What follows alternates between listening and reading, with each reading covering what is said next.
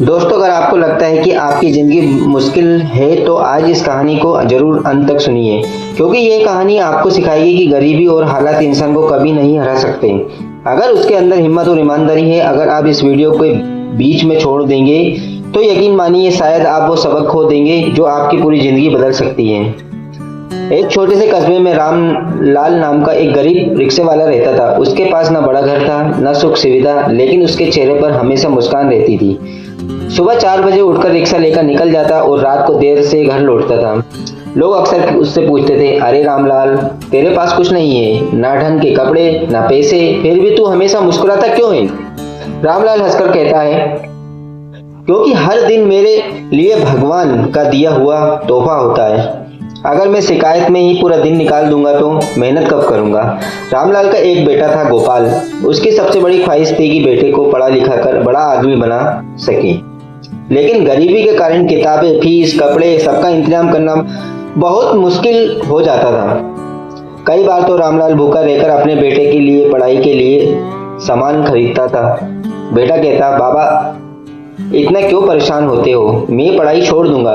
रामलाल प्यार से उसका सिर सहलाकर कहता, नहीं बेटा, तू ही मेरी जिंदगी की उम्मीद है। एक दिन तू जरूर कुछ बड़ा करेगा।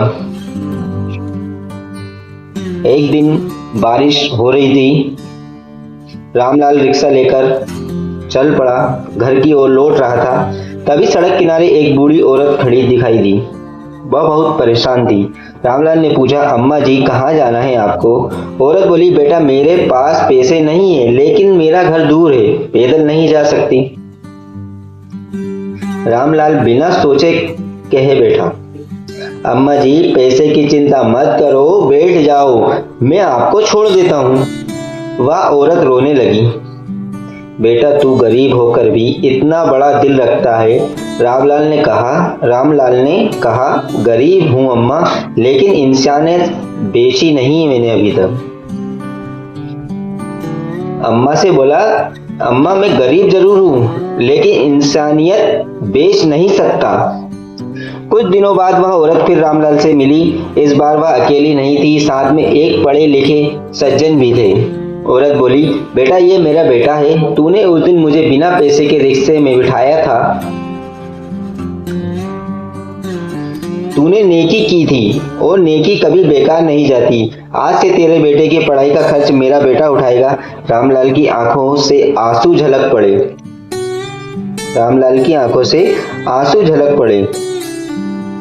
रामलाल ने आसमान की ओर देखा और कहा, हे भगवान, ये तेरी कृपा है, मेहनत और ईमानदारी कभी व्यर्थ नहीं जाती। यहाँ दोस्तों जरा सोचिए, अगर रामलाल उस दिन बूढ़ी औरत को मना कर देता, अगर वह सिर्फ पैसे की सोचे, तो शायद उसके बेटे की किस्मत बदलने का मौका कभी नहीं आता। यही जिंदगी का नियम है, नेकी और मेहनत फल देर से मिलता है, लेकिन मिलता जरूर है। रामलाल का बेटा गोपाल अब अच्छे स्कूल में पढ़ने लगा। उस दिन रात मेहनत की और आखिरकार सरकारी परीक्षा में टॉपर बन गया। गोपाल अब ऑफिसर बन चुका था।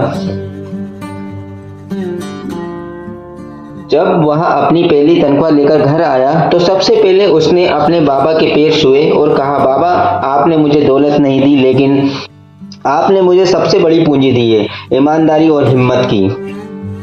रामलाल की आंखें भर आई। वह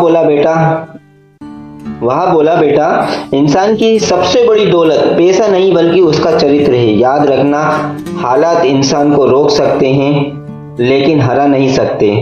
दोस्तों, इस कहानी से हमें एक बात साफ समझ में आती है कि चाहे हालात कितने भी कठिन क्यों ना हो, अगर इंसान मेहनत और ईमानदारी से काम करे तो उसकी किस्मत जरूर बदल सकती है।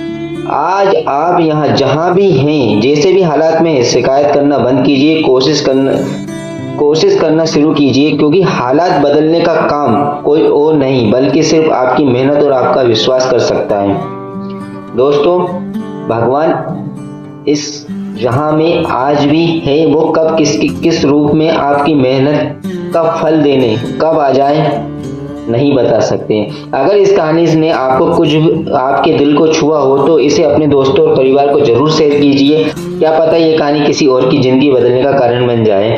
वीडियो पसंद आए तो चैनल को लाइक और सब्सक्राइब जरूर कीजिए और कमेंट में हर हर महादेव जरूर लिखिए दोस्तों। तो दोस्तों हर हर महादेव, हर हर महादेव। नमस्कार दोस्तों, अगली वीडियो के लिए बने रहिए हमारे YouTube चैनल पर। धन्यवाद।